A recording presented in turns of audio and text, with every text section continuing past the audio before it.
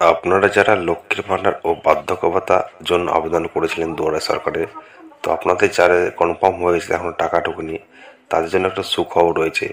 আর কয়েকদিনের মধ্যে আপনাদের টাকা ঢুকে যাবে। তো কি বলা আছে বিস্তারিত জানাবো ভিডিওর মাধ্যমে। চলুন তাহলে ভিডিওটা শুরু করা যাক। সাবস্ক্রাইব করে পাশের বেল আইকনটি প্রেস করে অল অপশনে ক্লিক করুন।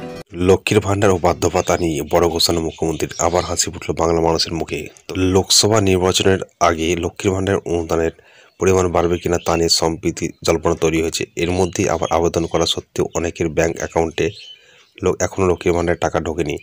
এদিকে দীর্ঘদিন ধরে আবেদন করার পরেও বার্ধক্য ভাতা পাচ্ছেন না বহু বয়স্ক মানুষ। এমন একটা মিশ্র পরিস্থিতিতে লক্ষ্মীর ভাণ্ডার ও বার্ধক্য ভাতা নিয়ে বড় ঘোষণা করলেন মুখ্যমন্ত্রী মমতা বন্দ্যোপাধ্যায়। আর তাতে আবার হাসি ফুটল বাংলা মানুষের মুখে।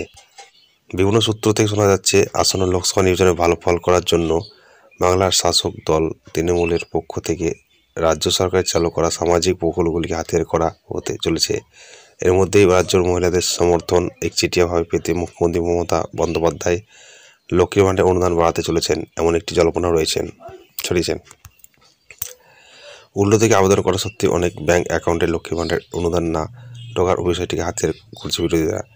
পাশাপাশি কেন বয়স্করা বার্ধক্য ভাতা পাচ্ছেন না তা নিয়ে প্রশ্ন তুলছে বিরোধীরা। এই পরিস্থিতিতে যাবতীয় সংশয় দূর করতে সম্প্রতি মুখ খুলেছেন মুখ্যমন্ত্রী মমতা বন্দ্যোপাধ্যায়।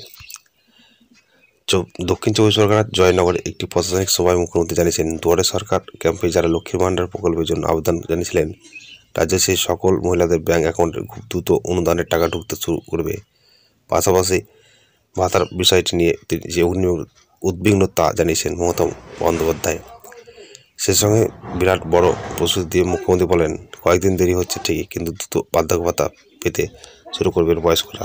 মুখ্যমন্ত্রী সকলকে আশ্বস্ত করে জানিয়েছেন, খুব দ্রুত লক্ষ্মীর ভাণ্ডার ও বার্ধক্য ভাতা টাকার অনুদানের অর্থ ব্যাংক অ্যাকাউন্টে ঢুকতে শুরু করবে। খোদ মুখ্যমন্ত্রীর মুখ থেকে এই আশ্বাস পেয়ে খুশি বাংলা মহিলারা।